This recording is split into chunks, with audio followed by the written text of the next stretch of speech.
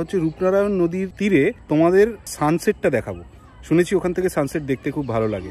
সামনে রূপনারায়ণ নদী, চলো সামনে গিয়ে তোমাদেরকে দেখাচ্ছি, কিন্তু তার আগে খাওয়া দাওয়াটা কমপ্লিট করে নিই।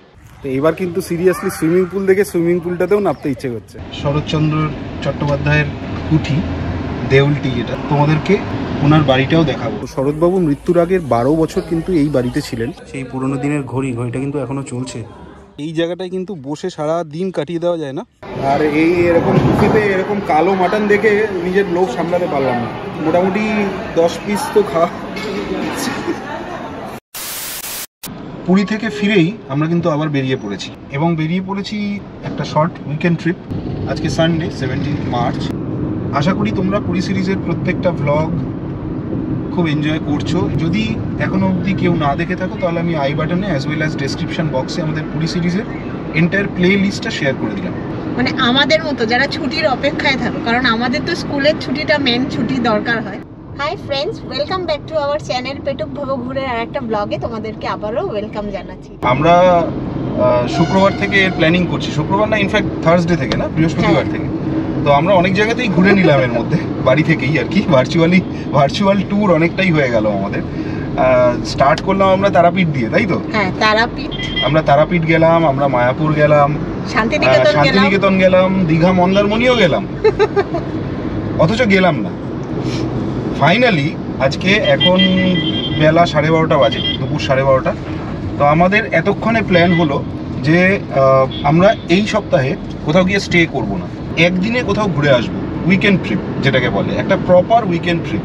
এখান থেকে মধ্যমগ্রাম থেকে আমাদের এখানে এখনো দেখাচ্ছে 74 কিলোমিটার। আমরা যা স্টার্ট করলাম। তো যাই হোক, মানে কর্মমুখর ব্যস্ত দিনে এরকমভাবেই প্ল্যান করতে হয়, হঠাৎ করে সব কিছু প্রি প্ল্যান্ড হয় না। সেটা তোমরা অবশ্যই এগ্রি করবে অথবা কমেন্টেও জানাবে তোমাদের কি বক্তব্য। তো দেখতে দেখতে মোটামুটি আমরা আমাদের ফার্স্ট টোল, আমাদের ঘুরতে যাওয়ার টোল চলে এলাম, রাজচন্দ্রপুর টোল। আর রাজচন্দ্রপুর টোলটা আজকে বেশ ফাঁকাই লাগছে, তাই না? হচ্ছে 1 ঘন্টা 16 মিনিট, মানে দুটোই অ্যারাইভাল দেখাচ্ছে। মানে since we started our journey just at 12:30। তো আমরা সোনার বাংলায় খাবার একটা প্ল্যান করেছি, এবার দেখি কতক্ষণে পৌঁছাই। কারণ আমি কথা বললাম সোনার বাংলায়, ওখানে মোটামুটি 2:30-3টে অবধি বললো বুফে চলে। বুফে লাঞ্চটা আমরা অ্যাভেল করতে পারবো। হ্যাঁ, দুটোর মধ্যে যদি পৌঁছেও যাই তাহলে আশা করি 1 ঘন্টা আমাদের বুফে লাঞ্চের জন্য। লাঞ্চ করার পরে আমাদের আরেকটাও প্ল্যান আছে। আমরা বিশ্ববিখ্যাত সাহিত্যিক শরৎবাবু, মানে আমাদের অতি পরিচিত অতি প্রিয় শরৎচন্দ্র চট্টোপাধ্যায়, ওনার বাড়ি, যেটা ওনার গ্রামের বাড়ি দেউলটি, বা আমরা যেটাকে শান্তাবের গ্রাম বলি, ওনার বাড়িতেও ভিজিট করার প্ল্যান রয়েছে। ভালো লাগলে অবশ্যই একটা লাইক করে দিও, কমেন্টে জানিও তোমাদের কেমন লাগছে, অথবা যদি কোনো প্রশ্ন থাকে ডেফিনেটলি। আর চ্যানেলের নতুন যারা দর্শক অথবা যারা পুরনো দর্শক কোনো কারণে সাবস্ক্রাইব করোনি, বারবার একটাই কথা বলবো, এইটুকুই আমাদের মোটিভেশন, এইটুকুই আমাদের এনকারেজমেন্ট যে তোমরা চ্যানেলটা সাবস্ক্রাইব করো। তো এই ভিডিওটা কিন্তু তোমাদের একদিনের উইকেন্ড ট্রিপের জন্য প্রচন্ড হেল্পফুল হতে চলেছে। তো 55 মিনিটের মধ্যে আমরা ধুলাগড় টোল, মানে আমাদের second toll, and it should be the last toll. Dhulagarh টোলে পৌঁছে গেলাম। মন্দারমণি যাবে নাকি? চলো মন্দারমণিতে ঘুরে আসি। হ্যাঁ, সত্যি কথা, অলমোস্ট। তো উই আর অন টাইম, মানে 2টোর সময় এস্টিমেটেড অ্যারাইভাল টাইম ছিল। এই রাস্তায় আসলে মানে মনটা মন্দারমণি আর দীঘা করে, তাই না? হ্যাঁ, ভাবছিলাম যে একটু সমুদ্রে পা ভিজিয়ে আসি। তো এই জায়গাটা তোমরা ভুল করবে না, সামনে দেখো বাঁদিকে একটা রাস্তা চলে গেছে। তো আমরা এই বাঁদিকেই নিয়ে নেব, এবং ভুল হবে না তোমাদের, তার কারণ এখানে লেখা আছে, এখানে বোর্ড দেওয়া আছে। এখান থেকে আর 1.8 কিলোমিটার। আমরা যে গঙ্গার খুব কাছাকাছি চলে আসছি, এই গঙ্গার সাইডে ডেল্টাগুলো দেখলেই বোঝা যাচ্ছে একদম গ্রাম্য পরিবেশে ঢুকে গেছি মনেই হচ্ছে না। মানে ওই যখন আমরা হাইওয়ে দিয়ে যাই, বুঝতে পারলে, তখন যে ট্রেন লাইনটা বাঁদিকে আমাদের চোখে পড়ে, ওটাই এটা। তো সোনার বাংলা ঢুকতে আমাদের আর 300 মিটার বাকি, মানে পুরো রূপনারায়ণ নদীর গা ধরেই আমরা আর কি সোনার বাংলায় ঢুকছি। এখানে কিন্তু পরপর অনেক রিসর্টও রয়েছে। লারিকা আমরা ফেলে এলাম, এই যে সামনে দেখো, আমরা সোনার বাংলা অলমোস্ট পৌঁছে গেছি। রুম বুক নেই, খেয়ে চলে যাবো। বুফে লাঞ্চ, হ্যাঁ জানি, ফোন করেছিলাম। ঠিক আছে, থ্যাংক ইউ। এই যে আমাদের মিশা।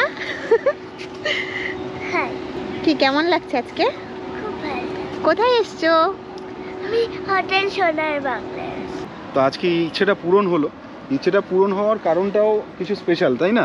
খাওয়া তো আমরা সব জায়গাতেই খাই, বুফে মোরালেস, আর কি বলবো, কিন্তু যেটা মেনলি বলার এই এই হোটেল বা রিসর্ট যেটাই বলো, সেটা হচ্ছে সামনে রূপনারায়ণ নদী। চলো সামনে গিয়ে তোমাদেরকে দেখাচ্ছি, কিন্তু তার আগে খাওয়া দাওয়াটা কমপ্লিট করে নিই, এবং খাওয়া দাওয়া কী আছে সেটাও তোমাদের সঙ্গে শেয়ার করে দিই। এবার আমরা রেস্টুরেন্টের দিকে যাচ্ছি। রেস্টুরেন্টটা হচ্ছে ঢুকেই ডান দিকে। যারা তোমরা রুমে থাকছো না তারা কিন্তু এখানে এসে এই একদম ডাইরেক্ট রেস্টুরেন্টে এসে তোমরা এখান থেকে বুক করে নিয়ে যাবে। এখানে কুপন দেবে বুফে। আজকে যেমন সানডে, আজকে বুফে লাঞ্চ রয়েছে। লাঞ্চের মেনু কী কী আছে আমি এরপরে দেখিয়ে দিচ্ছি, বাট এটার চার্জেস যেটা লাগছে সেটা হচ্ছে 899 প্লাস জিএসটি ফর অ্যাডাল্টস। আর আমার যেহেতু ছোটো বাচ্চা আছে, মিশা রয়েছে তোমরা জানো, ওর জন্য লাগছে হচ্ছে মোটামুটি ওই 50%।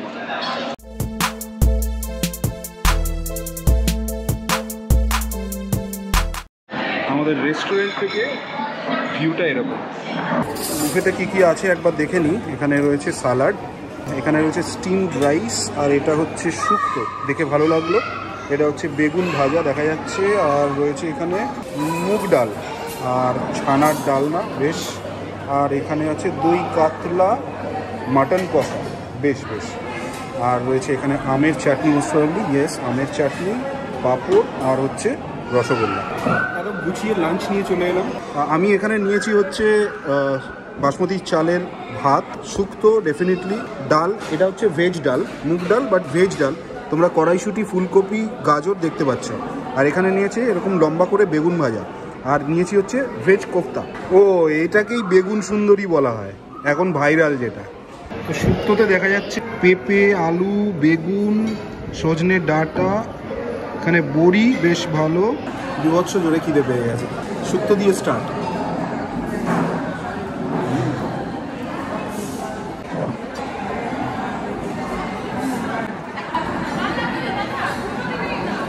ভালো ভেজ ডালটা।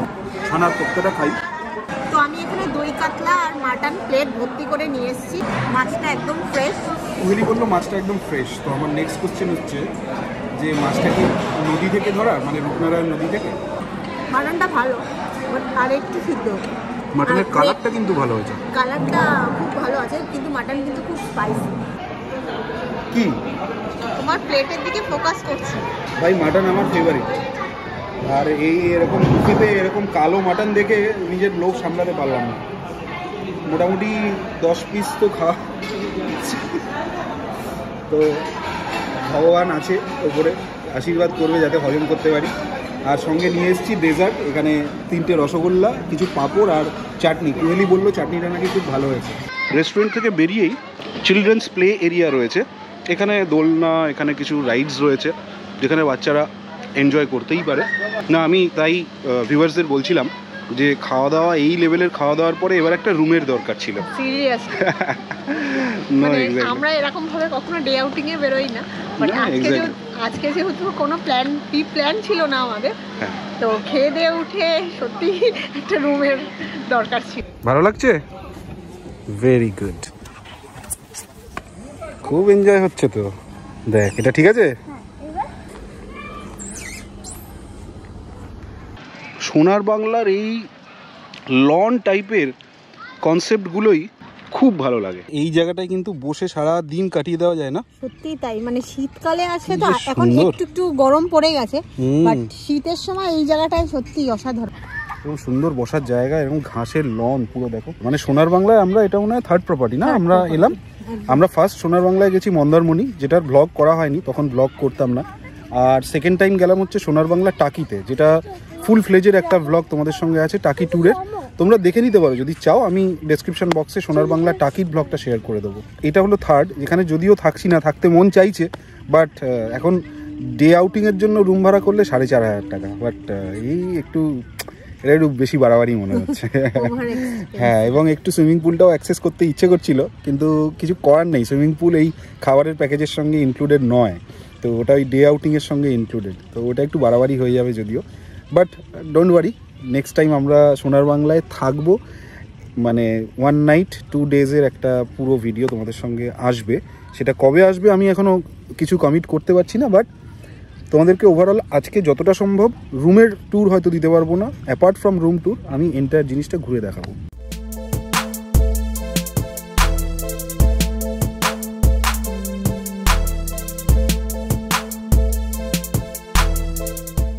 তো এবার কিন্তু সিরিয়াসলি সুইমিং পুল দেখে সুইমিং পুলটাতেও নামতে ইচ্ছে করছে।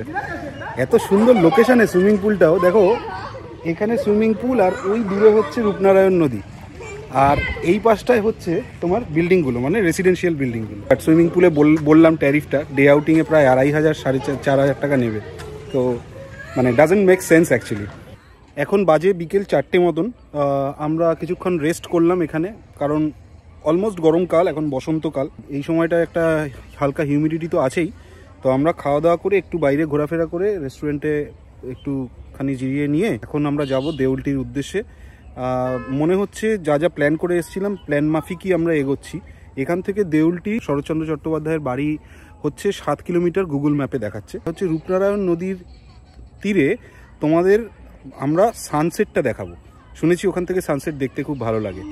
আমরা খেয়ে দিয়ে বেরিয়ে পড়লাম, এখন এই আবার রূপনারায়ণ নদীর গা দিয়েই একদম শরৎচন্দ্র চট্টোপাধ্যায়ের কুঠি দেউলটি, এটা কথা মতো তোমাদেরকে ওনার বাড়িটাও দেখাবো। পশ্চিমবঙ্গের অন্যতম একটা হেরিটেজ। তো আমিও ফার্স্ট টাইম দেখবো, তোমারও ফার্স্ট টাইম কি? আমার ফার্স্ট টাইম দেখা। যেরকম শান্তিনিকেতন গেলে রবীন্দ্রনাথের বাড়ি দেখার একটা ফিলিং হয়, সেরকম একটা মনের মধ্যে। অ্যাবসলিউটলি।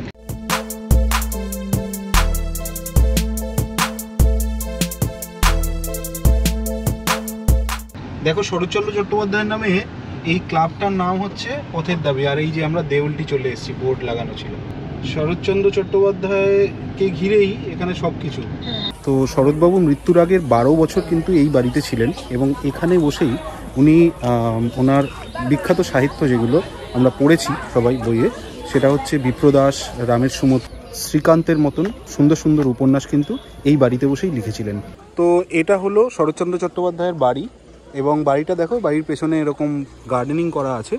এসে কিন্তু এখানে তোমরা যারা গাড়ি নিয়ে আসছো, এরকম গাড়ির পার্কিং রয়েছে এখানে অ্যাজ ওয়েল অ্যাজ ওই সাইডটায়। তো এখন আমরা ওনার বাড়িতে ঢুকছি।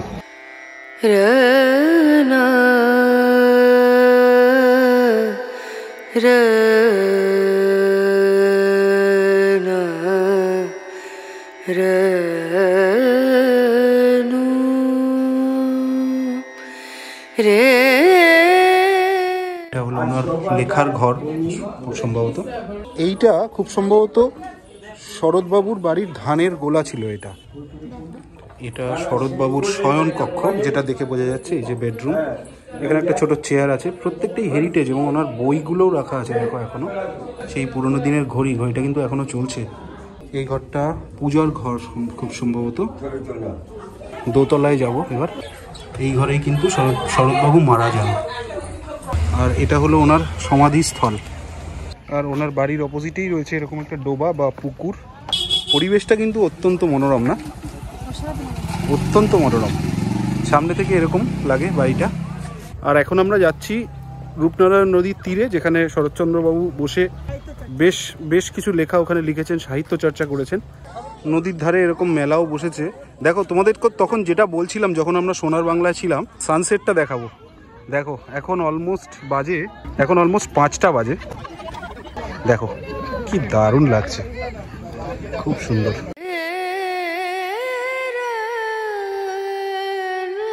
এটা কি ভেন্ডির চাষ হয় গো এখানটা? ও, এটা কি ক্ষেত থেকে তোলা? টমেটো, ভেন্ডি দেখে নাও তোমরা। তো এখান থেকে যেটা দেখছি, অনেকেই কিন্তু সবজি কিনে নিয়ে ফিরছে, তাই না? আমাদের ঘরে এখন সবজি ফুল ফ্রিজের ভেতরে, তো না হলে এখান থেকে নিয়ে যাওয়া যেত। তো ফাইনালি আজকে আমাদের ঘোরাঘুরি, খাওয়া দাওয়া সব খুব ভালোভাবে হয়ে গেল। শরৎচন্দ্রের বাড়ি তো খুব ভালোভাবে আমরা দেখেছি, এবং চারিপাশের পরিবেশ অসাধারণ, মনোরম একদম। একদিনের উইকেন্ড ট্রিপ যারা প্ল্যান করছো, আমি বলবো একবার এসে ঘুরে যাও, খুব কাছে। কারণ কলকাতা থেকে খুব কাছে, 70-80 কিলোমিটার ম্যাক্সিমাম। এবং শীতে পিকনিক স্পটও ভাড়া দেওয়া হয় ওখানে, দেখছিলাম ব্যানার লাগানো রয়েছে। তো আর ভিডিওটা বাড়াবো না। যদি আজকের ভিডিও ভালো লেগে থাকে অবশ্যই একটা লাইক করে দিও। চ্যানেলের নতুন বন্ধু হয়ে থাকলে সাবস্ক্রাইব করে পাশে থাকা বেল নোটিফিকেশনটা অন করে দিও। আবারও তোমাদের সাথে দেখা হবে অন্য কোনো ভিডিওতে। আজকের মতো টাটা, বাই বলে দাও। বাই।